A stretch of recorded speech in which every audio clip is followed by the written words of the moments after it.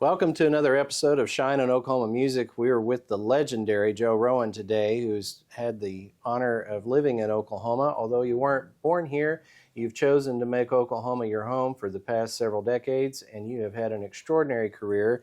This time it's going to be a little bit different. We're going to talk about dance. Jo has created an innovative dance curriculum program at Oklahoma City University that's legendary nationwide, and you've had an extraordinary career. You yourself have been in over 60 musicals. Yes. And lots of dance. Yes. And so let's start with the fact that how you got to Oklahoma, and let's pick up there, and then we can go into your early life later. Okay. Basically, I was touring, and I was able to take class with Tarakoff and Chateau at OU because there was such a thing as professional courtesy at that time. And I experienced this great teaching comparable to what I had had in New York.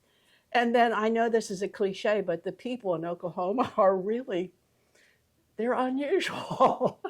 And I thought of myself as being, I would like to be an Oklahoman, but then I was on tour.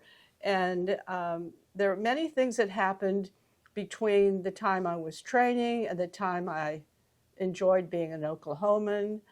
But I think it was the quality of the arts here and the decency of the Oklahoma standard. I just am very grateful to Yvonne Chateau and Miguel Tarakoff for giving me a place where I could be comfortable and healed, because I had people that I made a deal with who reneged on that. And I just, you know that term, have a hard time wrapping it around your head? I was raised to be ethical and true to my word. And I thought everybody was like that. So I had a real emotional challenge and illness, soul illness in New York. And when I came to Tarakoff and Chateau, I got well because of the Oklahoma standard, and I got great class. Now that combination made me really think this was the center of the universe, Oklahoma. I have a story about how I met my husband because of Tarakoff and Chateau. I would never go anywhere where I couldn't take class. I didn't want to get out of shape. So he asked me, would you come to Oklahoma? He was a student here at OU. And I said no. So he said, well, send me a picture. And he took the picture of me in a real high Russian attitude and went over to Mr. Tarakoff. And he said, would it be all right if my girlfriend comes for a week and dances? Tarakoff didn't know that I'm not coming if I can't have class. So Tarakoff says no. And John says, well, this is a picture of her. And Tarakoff said yes. And he gave me what they call professional courtesy. And because of that and other things, I married my husband. So I have to give Tarakoff and Chateau a lot of credit for that I met an ethical man and really hardworking, intelligent, professional, true to his word. And at first, when I first got married, I was waiting. I told you that I went through some people who I called boogie jive, or they just try to manipulate you. Okay, so I kept thinking, when is that shoe going to drop? And it never dropped. He was exactly what he should be. And how many years you've been married? Over 50. Tell us about what John does. Oh, he's a French horn major at Juilliard. He was the, I'm trying to get the exact, I don't have the exact titles, but he was in charge of things at the Light Opera of Manhattan. He also was, you can ask him, in charge of things at the Baltimore Symphony. He was in charge of the Baltimore Ballet. These are all management positions. He was with the Maryland Arts Council, and then he came back to OU to get advanced degrees. That's when I said, okay, I'll join you because of Tarakoff and Chateau. And then he got his advanced degrees, became in charge of the Dallas Ballet. Then he was here in Oklahoma City and was associate dean within the music school, and then became the go-to man for everything in the new school, which was the Ann Lacey School of American Dance and Arts Management. And he taught arts management and initially contract law, and then that went to the management side. But he also has the ability to look at a broken toaster and fix it, even though he's not in the toaster business. So he did lighting, he did music for our shows, but he's really great. So he could tell you much better exactly what he did. And out of fear that I would do the wrong title, I'm leaving it at that. Okay, that's fair. And you really were asked to create another dance program, maybe similar to what other universities had. And you pointed out that's not what's needed. There's a commercial void here that can be filled out. Explain that.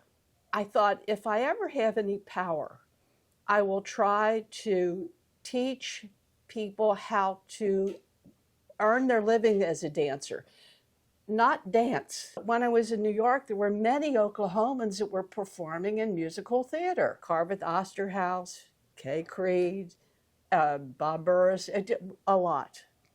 So we settled here, and then my friends told Dr. Walker, you have a ballerina that is in town.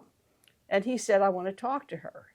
So at that time, Ballet Oklahoma was able to use the studios at OCU, but they only had 2 other enrolled dancers.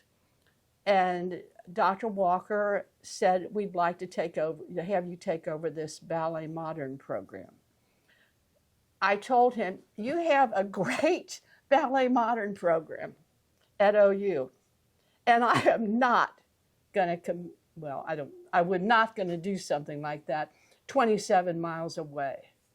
But I had just come back from Russia. Very few people could say that. And the Russians all wanted to dance like Americans, like Fred Astaire.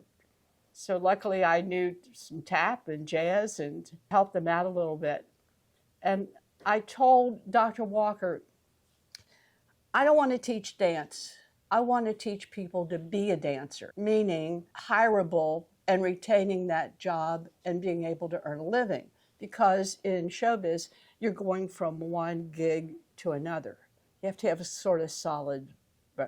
So OCU already had a great singing department. They had an arts and science department. They had a religious connection, Methodist school, which didn't demand that you were a Methodist, but it did preach, try to figure out why God put you here. Now, those things are important to survive in the business. Singing, mind, soul. So I told him, what I'd like to do is, first time in America, do a musical theater degree for dancers. There were musical theater degrees for singing and for acting, but I wanted to do something for dance.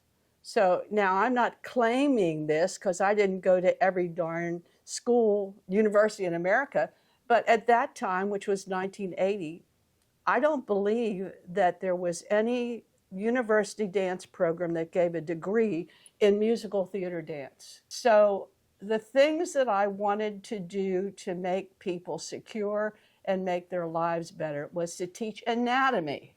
I know everybody does this now. These were things that we were successful with. Contract law, how to read a contract, survival in the business.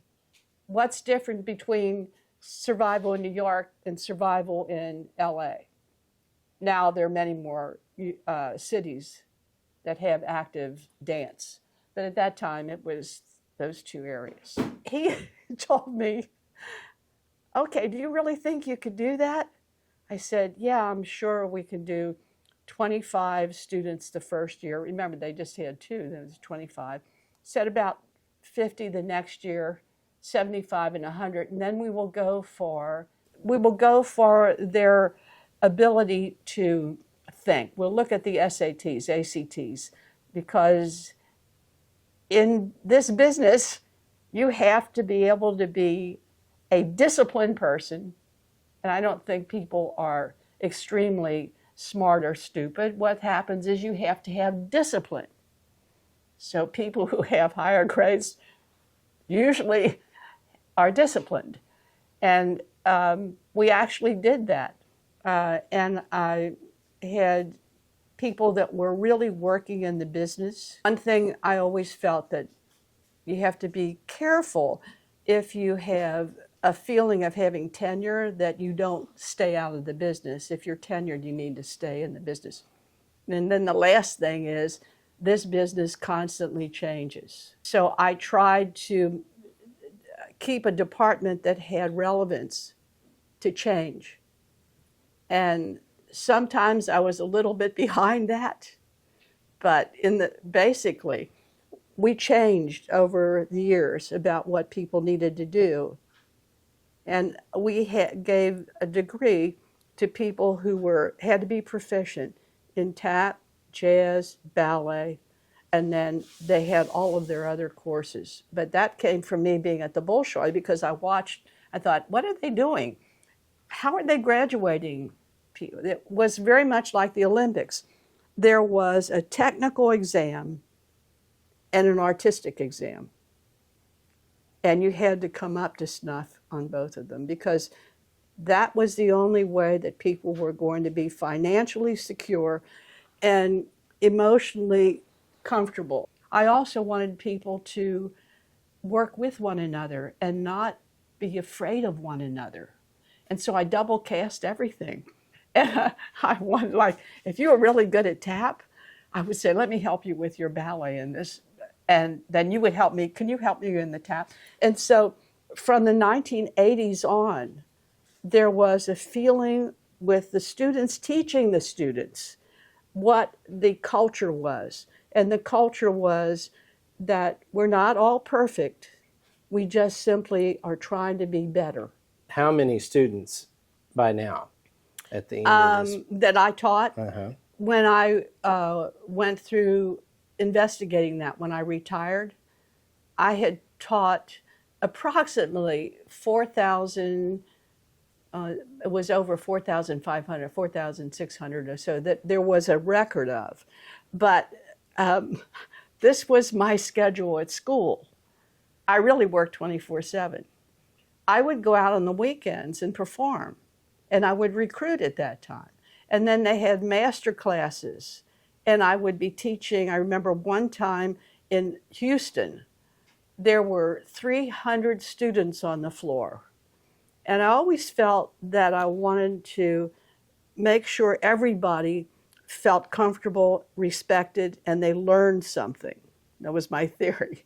So I looked at that ballroom of 300 kids, and I went, okay. But I taught students, teachers, and the little ones that were first coming up, and I did it in different ways. For the little ones, I had little beanie babies that I would help them with. So getting to how many people did I teach, I have no idea. I got some Lifetime Achievement Awards, and I thought, I'm not through. And so you were born in Cincinnati, raised in Kentucky, and your mom was very important to you. Yeah. Let's talk about your mom. Okay. So my mother was a very active person in, I would say, politics, local politics. And she had also been a female editor for Automobile Digest in the 30s, which is unheard of to be a female editor for Rosenthal Publishing in Cincinnati. So she did not prepare me to be able to cook. She was always involved in ethics, and the talks at the table between my Irish father and my mother were like a ping pong match about what makes a decent human being, who you admire, who you don't. I never heard a cultural slur until I went to grade school and I had to come home to my mom and say, "What is this word? What does this mean?" She was dying of leukemia, but in those days, in the 50s, they didn't tell you all the time about what it really was. I wasn't prepared for my mom's death. And when that happened, I got mad. And I had always been hanging around the horsey set because Latonia Racetrack was right behind our house in Kentucky. I came home with a racetrack mouth, and I think my dad didn't know what to do. And so I was sent to Anneliese von Oettingen, who was a German ballet teacher who taught really difficult but correct classes. So to go to my ballet class, I suddenly went to someone who was mothering, teaching, discipline, believing in you, not taking shortcuts for not accepting that, but they're a strong woman for me. And I went all the time. Instead of having a mom bring you to a dance class, I wanted to do that. And that's really the way that I got into this business. I was at the University of Cincinnati too as I was a teenager, and I remember listening to country western music from Tex Ritter out in the middle of the night. You couldn't get him in the daytime. Grand Ole Opry, Midwestern Hayride from Cincinnati, Grand Ole Opry from Nashville, and really enjoying that, and still have always loved horses. But that's how I got into the business. And tell us your mother's name. Nona Rose Meyer Rowan. That's the whole thing. So when she was an editor, it was Nona Meyer.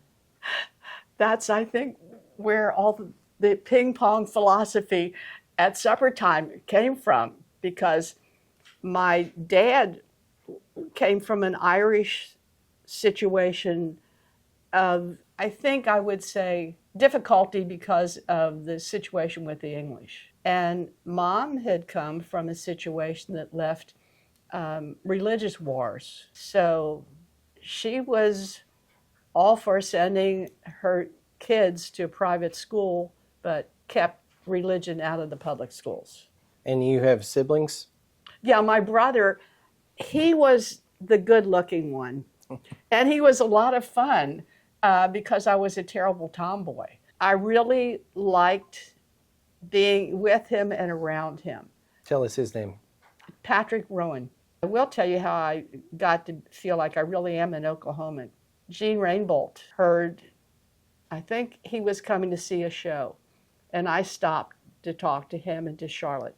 And I said, I wasn't born here in Oklahoma, but I really wish I were a Oklahoman.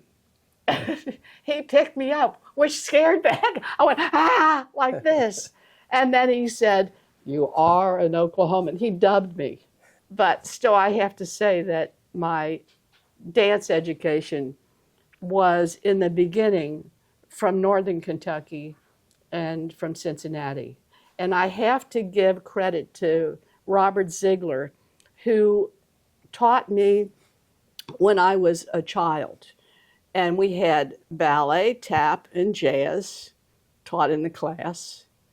And for some reason, this is hard for me to remember what the reason was, I was taken out of the class that I was in. And that really was a detriment to the recital, the dance recital. So I kept asking my mother, "Please, can I go back to my dance classes?" So she said yes, and obviously she talked to him. He gave me enough dance classes to get me into the tap routine, the jazz routine, the ballet routine, and never asked for a private lesson fee.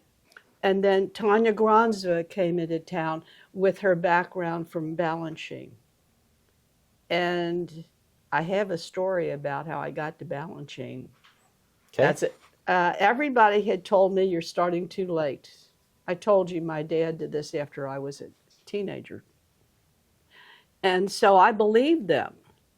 But the thing was that I enjoyed dancing so much, I wasn't really dancing for the teacher or money or a degree, or never in my life. I always was dancing for the joy of doing it and the relationship I had with people who never heard me speak, or it was just communication through movement. I had gone to a summer dance intensive in a different city than Cincinnati. And the two teachers that taught at that school were excellent teachers, challenging, just like Gronzova was challenging. But Gronzova helped me have a more classical New York competitive ability. So everybody else was dancing and beautiful. I mean, they were able to do that. And I'm dancing because I was too old. I couldn't do anything. According to them. Yeah. So Muriel Stewart was there. This is the next teacher. Muriel Stewart was there at that time. There were teachers from the School of American Ballet that were sent out into, I think it was into the United States. I think that was where it was. And the Ford Foundation gave people scholarships. Like Suzanne Farrell was in Cincinnati with me, and she had a scholarship at the School of American Ballet. So I'm dancing, and she chose one person from those classes, and it was me, to go to New York and audition for Balanchine. I couldn't believe it. But then the thing that taught me, you got to have all the strength, not physically, but you have to have spiritual strength. The dressing room at that time had a piece of cloth, like a drape. And I heard the two women who were great teachers talking her, or trying to talk her, out of accepting me when there were so many others that they could say were technically great. And Muriel Stewart did not talk them out of that. And I thought, what is that? There's a thing in the business called it. And I think the love that I had, rather than the competitiveness of it, touched Muriel Stewart, and she understood. They sent me a bus ticket, and I'm scared like crazy. And I go down and I'm like this. And my father said to me, "Why are you afraid?" This is the Irishman. Mom's dead. "Why are you afraid?" I said, "That they won't like me." He said, "I'll always like you. Come home to me if that doesn't work out. But fly." And let's just, for the viewers, explain the significance of Balanchine. Balanchine had left the, what was the Kirov, or the Mariinsky, the Leningrad, or the St. Petersburg School of Ballet. And long story too long, with his expat soul, he didn't go back to Russia until he was later on, but he did work with Ballet Russe, and there were a group of dancers that went with him. They went out to perform, and then during the revolution, they didn't go back. So I'm being very simplistic. I'm not teaching history, but that's what happened. He had certain frustrations working in Europe and came to America. And Lincoln Kirstein said, "I'd like you to start an American ballet." And he started the School of American Ballet with my next great teachers, Stewart, Muriel Stewart, Dubrovska, Danilovo, Iglevsky, Stanley Williams. I know I'm leaving some of Tumkovsky. I was at the School of American Ballet with Balanchine, and these great dancers from St. Petersburg. One of the reasons why I wanted to do this really wonderful documentary that Wendy Garrett and Chris Hunt put together, I wanted to be able to have some way to tell these teachers how wonderful they were, because stupid me, they were my teachers. I didn't understand. They were in all these books in black and white, and they had all these great experiences in the beginnings of ballets that we now think are classic, like Les Sylphides. Or they did it. Vladimirov taught me. I have felt so bad about that for half of my life that I didn't understand. I should have been more at Muriel Stewart's feet. I bought her a little gift when I went, but she not only brought me to New York, she let me stay on her couch because I couldn't afford to be in New York. So I come from a very pragmatic mother and a poet of a dad, philosopher, both of them philosophical. And tell us your dad's name. Joseph T. Rowan. And then in this documentary you're referring to, what's the name of it? The documentary is Life's Ballet. And this was just featured at the Dead Center Film Festival premiere this last season, and you are magnificent in it, and I appreciate you inviting me to the premiere. And it was really extra convicting to me as I was watching it that we've got to get your story, because we've been talking about doing this for a while. So. Yeah. Well, I felt that Wendy and Chris, and then the other people who were also involved in this, gave me a gift that very few people have. Now, I'm going to paraphrase here, but I'm going to add some to the 3 deaths. I've heard there are 2 deaths, but 3 deaths. This is for dancers. So the first one would be when you stop doing that thing that you love. And I guess that would apply to anyone that has a real desire to be in the profession. So whatever the profession in dance, when you stop, you die. That's the first death. Second death is when your spirit leaves your body. And the third one is when the last person who remembered you forgets. So when I first heard that, I thought Fred Astaire is going to live forever because everybody's got him on film.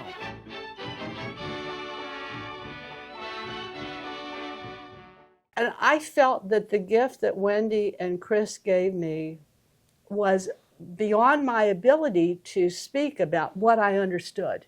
They gave me a poetic way of being here for a while, because so far I haven't really had the first 2 deaths occur.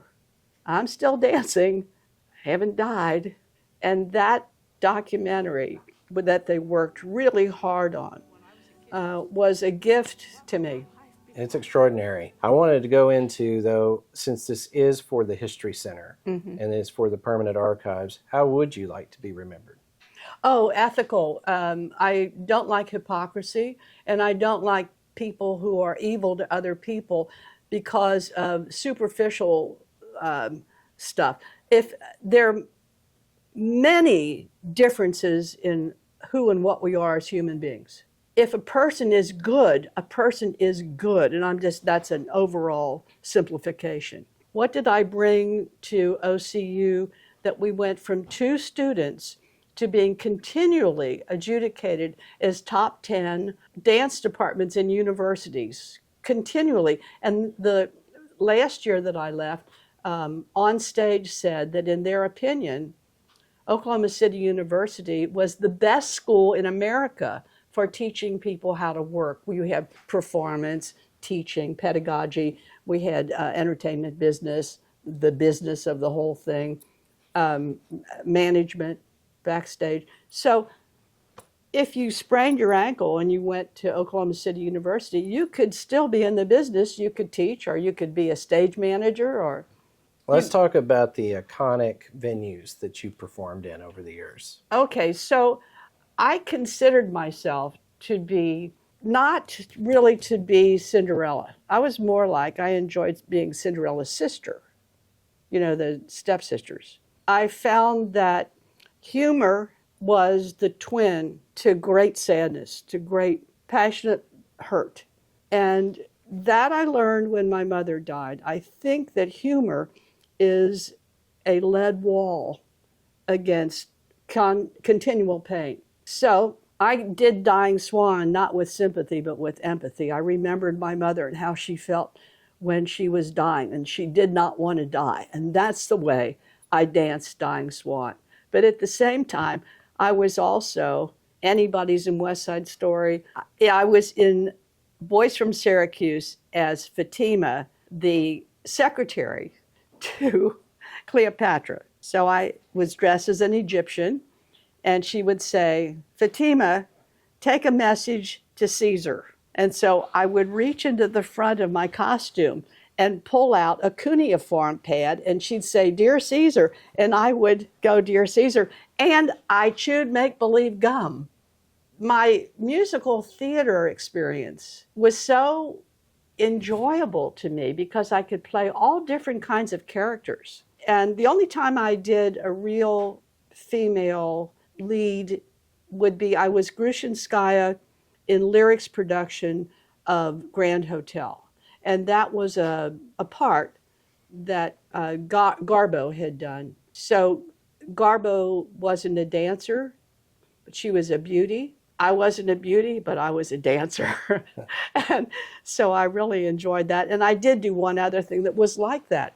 Zsa Zsa Gabor did Leon Dexelmont in Gigi in the movie. But when you go and do that as a theater piece, you can't have somebody else faking the dancing. You had to have somebody who could dance. So I was cast as Leon Dexelmont in Gigi, but that was another one of being a beauty rather than a comic or a tragedian. Where would you perform these?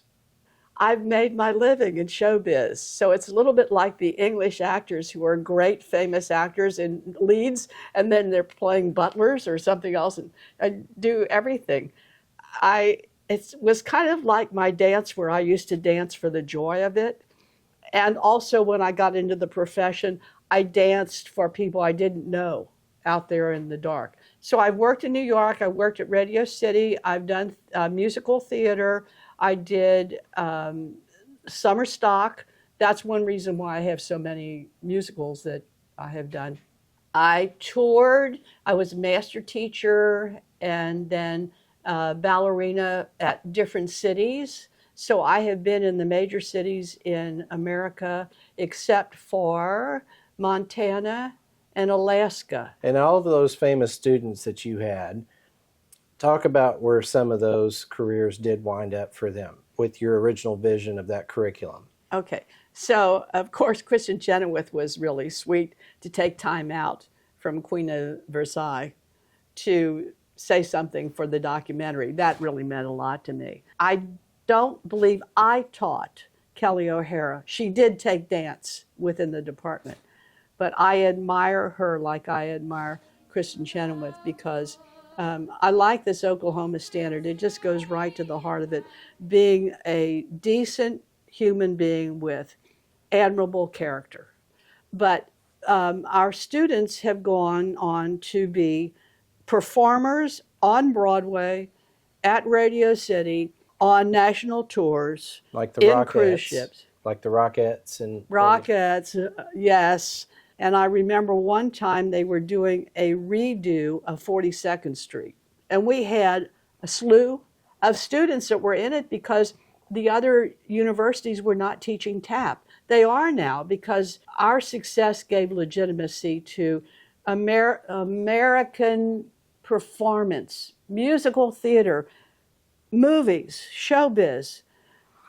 I think prior to that, one of the reasons why universities taught ballet and modern and did it well was because they could legitimize that in a university. And we've always felt a little bit like the stepsister to the arts of Europe, that ballet was an art, opera was an art, musical theater is an art. But instead of coming from the czar or the king to the ballroom to the people, we came from the people to the ballrooms to the movies.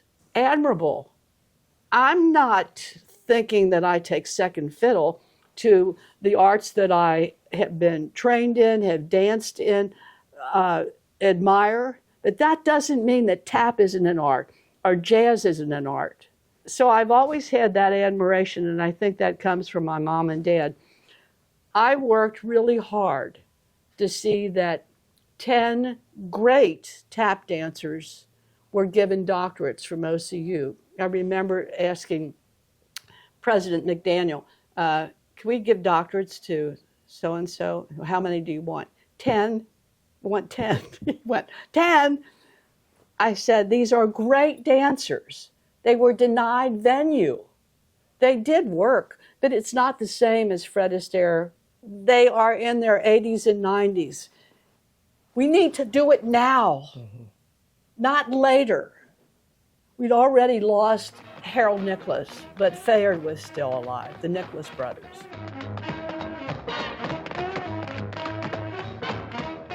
So President McDaniel said yes. We gave 10 doctorates to the great dancers that, this was my pitch when I went, you go to meetings, this is the truth. These were dancers who were part of the creation of a dance style that came from America and nowhere else. And some of the great dancers have already passed away. But we have these. Let's do it now. So the fact that I could say, they invented a dance style. What? An American. So the people were Jenny Legong, and she was told that they were going to let her go from one of the movie studios because there wasn't enough room for 2 female tap dancers, and they were going to keep Eleanor Powell, Jenny Legong. Then it was Reed, Leonard Reed, who was an Oklahoman, Prince Spencer, Charlie Atkins, the one who did Stop in the Name of Love. He did all of the choreography for the Motown people. And then Jimmy Slide, Buster Brown, Henry Latang, who did all of the choreography on Broadway. And I'm going through my counts. I know that I'm going to forget somebody, and that will be awful. But I wanted to see that, again, good people were treated with respect and not worry about the other superficial things that occurred. And to have some way, if possible, to make up some message of respect.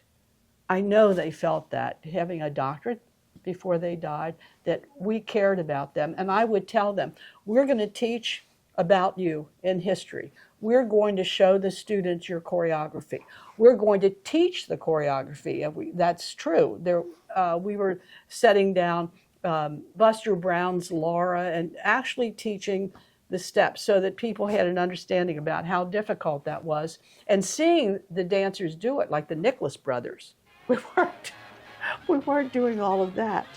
I think we would have had people strain their legs, because the Nicholas brothers were so fantastic. Now, have you been bestowed an honorary doctorate? I have been bestowed many, many awards, but I don't have a doctorate, and I really don't care. It's okay. Because what I had was a great life with great people, and the truth of the matter is, I was always surprised when I got all these awards, which you can see around here. People saw the hard work that I was doing. It's not that I wasn't working hard. I worked 24/7 to bring OCU's dance department into national recognition. And I know people can't think, oh, 24/7. Yes, when I was in the airplane, I was trying to plan for the classes for the week. Then I would get up and I'd worry about the problems of the day in the morning, teach an hour and a half class, teach another hour and a half class, prep for rehearsal, rehearse, go through what I would call the nasties of the day. Then come home and repeat it again, except on Thursday, I would get out my costume, the music, the hotel I was going to be in, my plane fare, and put it away for Friday afternoon. Friday afternoon, go down to the airport, go out, perform, teach. Sunday afternoon, come back, fly, and start again. I didn't feel healthy until Wednesday. Wednesday I felt strong again. How many years did you teach? At OCU, I was 41 years, but I've always taught and performed. I wasn't really just a performer or just a teacher. It was always kind of overlapped. And I thought that helped a lot, because when I'm teaching adults, 17 to 23-year-old students, what I want to do is tell them why I'm asking them to do this, instead of demeaning them if they don't do something right or if they don't follow my lead.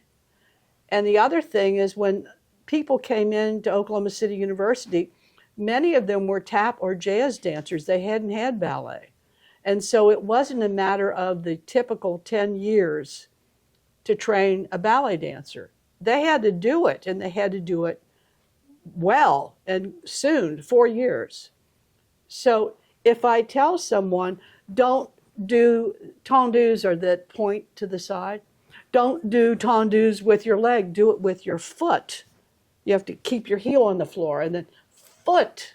I would say the reason why I'm telling you don't do this, because I know you're getting muscle here, it's because when you dance in the center, your foot must be beautiful, it must be strong, and it must be expressive. So I would always explain, this is why I'm asking you to do this. And you also found time to be in the Senior Follies.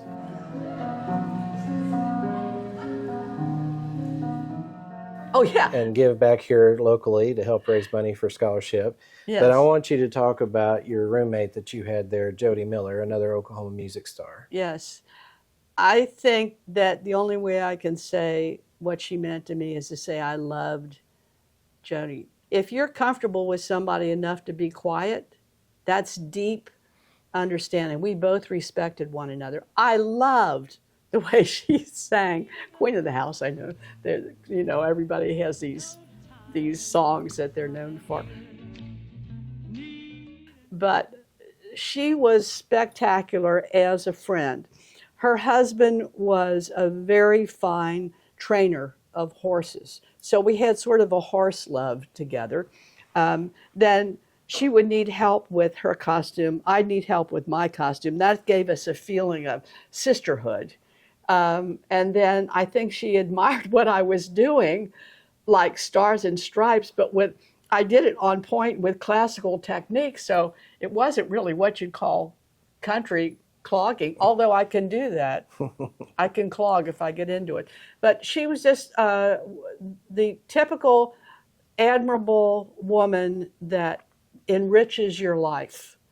And I guess that's about all I have to say. I admired her as a person, as a performer, as a disciplined, reliable business person.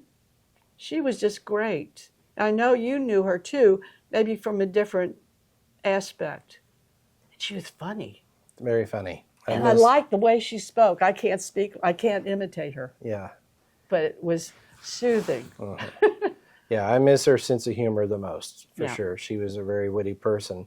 Well, who are the others that you've gotten to work with over the years that are other stars? Well, I have a leotard from Margot Fontaine, and I did long hair, which was a takeoff on Hair, but it was done by Vogue. And so we had these unusual crocheted costumes and whatever. And I did that with the stars of ABT, uh, the New York City Ballet, ABT, American Ballet Theater. Um, One was from Winnipeg in Canada, and that was really wonderful. And then when it came to the television things, I had worked for Consumer Survival Kit for OETA, and that was fun because I was meeting the great producers, directors who were putting on the survival kit. I like that. And when it came to opera, I had so many years doing opera that I'm afraid I'm going to forget somebody's name. That's why I'm being general. So I loved Fernanda Bajones.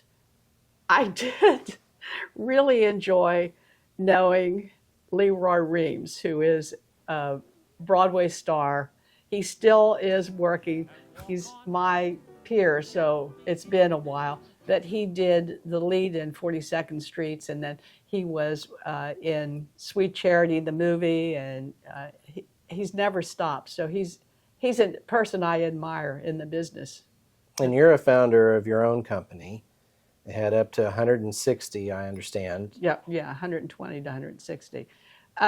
It was called the American Spirit Dance Company, and I was a director, a choreographer, a management planner. We were smooth. A philosophical leader about don't compete with other people, compete with yourself. Instead of trying to step on a ladder of getting better, pull yourself up on a rope. That's the way we'll get to that. And that name for the company came about because in the 1980s, like 81, 82, I started that, I created that dream, and that was because I felt that I wanted to express American spirit. Swan Lake is beautiful. We all love Carmen. All of that is so beautiful and wonderful. But what about America? So when we were doing tap, jazz, ballet, musical theater, singing, that's American spirit. And when I left, it was nice that Oklahoma City University retired the name of the company. They're now Star Dancers, and someone else is the director. But I wanted to bring respect to American dance styles, and even more than that, because when I first came to work there, the academic schedule didn't fit into how you teach dance. You don't teach dance in 50 minutes. So I told them, we can either do just bar warm up, or we could do just center without the warm up and or I need 2 bells. You know what I mean? That I have to have 2 of that. And then we worked things out as we went through a little bit more time. So instead of being 2 hours, it was like an hour and 20 minutes for the classes. But that was a nice compromise. So with the company, I enjoyed being in the middle of all of that, of costumes, and the management was the things that ate my lunch outside of the teaching. If I have 130 dancers and I want to double cast them, and I don't want the ballet dancers just to do ballet, they have to be eclectic. And I don't want to have things where you stop the show for a costume change. That meant working, if I showed you what that is, it is a management problem that is solvable with time and with knowledge about what each 130 to 160 dancers can do. And let's talk about the importance of Ann Lacey for all of this. I don't think that success of being a great dance school would have happened without Ann Lacey seeing how we did it. And if there was a need, she was very important to that. And I'd say that President McDaniel was the person who brought the Inasmuch Foundation and the Ann Lacey Foundation to help with the great school that we had, but we didn't have housing or the studios that were of the same standard. And both of those foundations helped to see that we had the structure, not just the philosophy and the energy and the knowledge. All of the teachers were in the business. We had technical knowledge of what you were going to be ready to do. So maybe that's when I decided, okay, a title is just a title. She had titles. But the thing that made her great was that she just didn't send me a note about how nice everything was. She felt that she was involved in this. And she wanted to know why and how. And did we have a need? And yes. And I don't want to negate nice notes. I'm not saying that. That's wonderful. And it means a lot to me to have somebody say how well we were doing. But when you get around to the real help in what you're doing, you have to know the way they're doing it. I do think that in the arts, of course, you have to have certain standards which are the same bottom line. That's it. So the creative thing is going beyond what other universities have done and doing something different. And she supported that. And that scares people in the business if you're doing something really different. But she was okay with that. And then what happened was, because we were successful and we were doing it, that gave other universities the credence that they could go and do that too. So now there are many, many good, fine musical theater dance departments in America. And she helped and took interest in certain individuals, as I understand it. I know she was instrumental in the career of Katrina Elam, who made success in country music. Yes. Not even just here in dance. She just really supported people who was trying to pursue a dream. The things that make my life meaningful are being with a really good, admirable, ethical, intelligent, technically proficient man, a decent human being. To be around horses.